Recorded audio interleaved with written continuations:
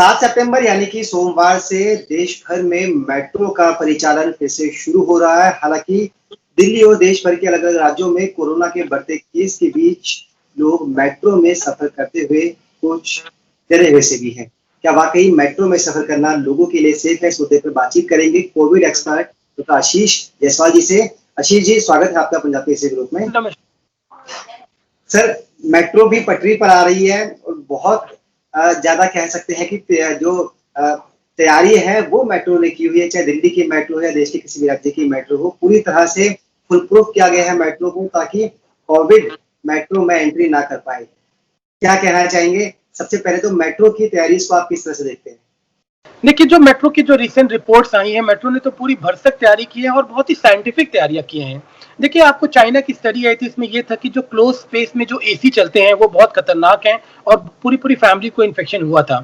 ऐसे केसेस में मेट्रो को हम लोग को बैन भी हमने इसीलिए किया था क्योंकि मेट्रो एक क्लोज स्पेस है जिसके अंदर इन्फेक्शन सर्कुलेट होने के बहुत बहुत चांसेस हैं। इसमें सबसे इंपॉर्टेंट होता है हम लोग 1 घंटे में कितना एयर फ्लो चेंज करते हैं। मतलब अगर कोई ट्रेन चल रही है तो 1 घंटे में कितनी बार उसके अंदर की जो हवा है वो हम लोग बाहर फेंकते हैं। तो ये सबसे इंपॉर्टेंट पॉइंट होता है। अगर हम इस चीज को अचीव कर लें, जो गाइडलाइंस बोलती है, अगर हम लोग 12 चेंजेस एयर के अगर हम लोग 1 घंटे में कर लें, इसका मतलब है कि हम लोग सेफ है कोविड के लिए। जो मेट्रो में जो एसी ऊपर है, एसी लगा हुआ है वेंटिलेशन के लिए, उसकी कैपेसिटी इतनी है कि वो 12 से ज्यादा कर ले। यानी अगर उस तरीके से देखा जाए तो मेट्रो में सफर करना सेफ है, इसीलिए मेट्रो अब मैंने स्टार्ट किया है। इसलिए क्या मेट्रो के जो रुकने की टाइमिंग है प्लेटफॉर्म को बढ़ाई भी गई है ताकि गेट देर तक खुले रहें और हवा पास होती रहे? देखिए, उससे ये फायदा होगा नहीं, क्योंकि जब मेट्रो चल रही हमें तब एयर चेंज करना पड़ेगा, क्योंकि गेट इतने लंबे समय तक खुल सकती नहीं तो कूलिंग ही नहीं होगी।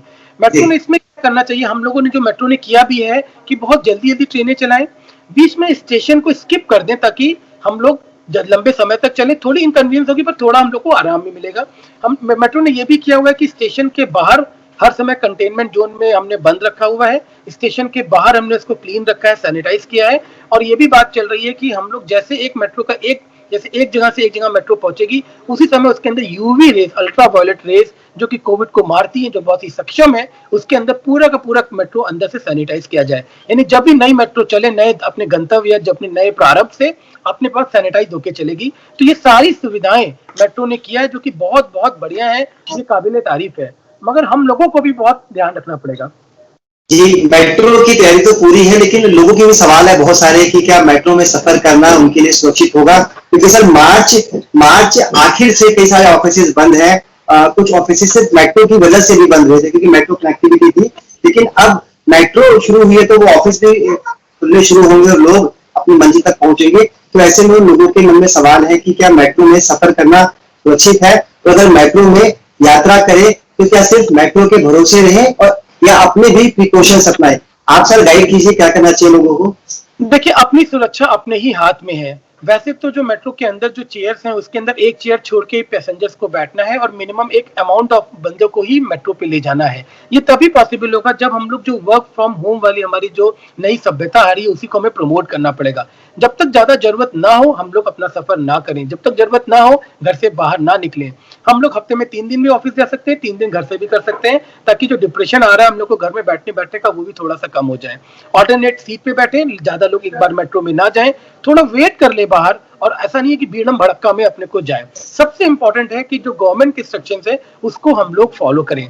कहीं भी आसपास चीजों को मत छुएं और अपने हाथ को मत छुएं। मास्क मैंडेटरी है, सोशल डिस्टेंसिंग मैंडेटरी है, वो तो सबको ही करना, चाहे मेट्रो में इन हो चाहे आउट हो। और इसमें एक इंपॉर्टेंट पॉइंट ये भी है कि अब हम चाहें तो एक फेस शील्ड आती है, हम फेस शील्ड भी लगा सकते हैं। जैसे मैंने चश्मा पहना है, अगर कोई चश्मा नहीं पहनता है तो एक अपना नॉर्मल गॉगल्स भी पहन के जाए, ताकि आंखों में या इसके थ्रू भी हम लोग बचे रहें। तो अपनी सुरक्षा अपने हाथ में है, कम से कम मेट्रो यूज करें, मगर जरूरत है तो स्टार्ट कर सकते हैं। जो डाटा अभी देखिए दिल्ली का या गाजियाबाद का या पुणे में जो मैं देख रहा हूँ, अब एक लोग की हर्ड इम्यूनिटी बन गई है। 40 से 50% एसिम्प्टोमेटिक लोग भी कोविड के शिकार हो चुके हैं, जिनको पता भी नहीं चला। इसका मतलब अब एक हमारे एक दिल्ली में तो कम से कम एक इम्यूनिटी का लेवल ऊपर है। अब इतना ज्यादा प्रॉब्लम नहीं होना चाहिए और हमें खोलना तो पड़ेगा। कब तक हम ऐसे बंद करके बैठेंगे? बिल्कुल, कब तक बंद रह सकते हैं? सर, कोविड काल में मेट्रो एक नए रूप में फिर से शुरू हो रही है। पहले जब हम लोग मेट्रो में सफर करते थे, अगर आदमी इंडिविजुअल नहीं है, ग्रुप में है, ऑफिस के कलीग साथ हैं, तो बातचीत करते हुए निकल जाते थे। लेकिन अब कंडीशंस बिल्कुल बदल जाएगी, सबको दूर-दूर खड़ा होना होगा। और ऐसे में सवाल ये है कि हमें नहीं पता कि जो दूसरा आदमी मेट्रो की कोच के अंदर है, ये कहाँ से आया है, ये बीमार है या नहीं है। हालाँकि मेट्रो की तैयारी पूरी है, थर्मल स्कैनिंग करके अंदर एंट्री कराएँगे। लेकिन ऐसे में क्या खुद से भी कुछ प्रिकॉशंस अपनाने चाहिए? क्या सिर्फ मास्क और सैनिटाइज काफ़ी है अपने लिए, या आप कुछ ऐसे टिप्स भी देना चाहेंगे जिससे कि अगर आदमी को फिर भी डाउट होता है, तो वो उनको अपनाए तो सुरक्षित रह सकता है? देखिए, फीवर वाले पेशेंट तो मेट्रो में इन होंगे नहीं, मगर कभी-कभी कुछ पेशेंट्स को दूसरे सिम्पटम्स कफ एंड कोल्ड होता है, वो भी कोविड के लिए हो सकते हैं सिम्पटम्स, या हेडेक जिनको बहुत हो रहा है। तो मेरी तो आपके माध्यम से ये लोगों से ये उम्मीद है कि अगर कोई भी पेशेंट एसिम्प्टोमेटिक नहीं है, तो वो ट्रैवल ना करें। अगर उनको बुखार लो लेवल का या उनको कोई प्रॉब्लम है, तो ऐसा काम ना करें। अगर आपको हेडेक चल रहा है या आप अच्छे नहीं हैं, तो आप मेट्रो में ट्रैवल ना करें।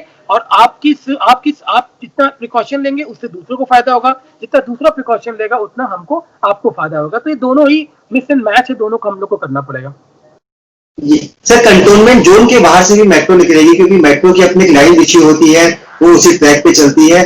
तो क्या जो कंटोनमेंट जोन से आने वाला शख्स है, उसकी पहचान तो मेट्रो कर नहीं पाएगी कि आदमी कहाँ से आया है? सब एक नॉर्मल पैसेंजर की तरह ही मेट्रो में आएंगे। तो ऐसे में एक सवाल ये है कि अगर शाम को आदमी अपने घर वापस पहुंचता है, अपने ऑफिस से या अपनी मंजिल से वापस अपने घर पहुंचता है, तो क्या वो किस तरह से खुद को मैनेज करे? क्या कुछ टिप्स आप देंगे कि कैसे करे कि उसको लगे अगर दिन भर संपर्क में आया भी हो, तो कैसे दूर हो सकती है बीमारी उससे? देखिए, अगर कोई भी सिम्टम्स आए, अपने डॉक्टर को दिखाएं। कोई भी सिम्टम आए, अपना आरटीपीसीआर या अपना जो रैपिड एंटीजन तो जब हर जगह होने लग गए हैं और पीएससी में फ्री होने लग गए हैं, वो कराएं। जब भी आप कंटेनमेंट जोन से या घर आते हैं, सबसे पहले जो अपने क्लोथ्स हैं उसको बाहर ही उतार के रखें। अपना कम से कम गुड हैंड वॉश करें, और अपने को जो कफ कल्चर है, जो हैंड एटिक्वेट्स है, इसको मेट्रो के अंदर भी, ऑफिस में भी और घर के अंदर भी इसको इम्प्रूव करें और इसको मोटिवेट करें। तभी जाके हम इस चीज का इन्फेक्शन लेने से बच पाएंगे।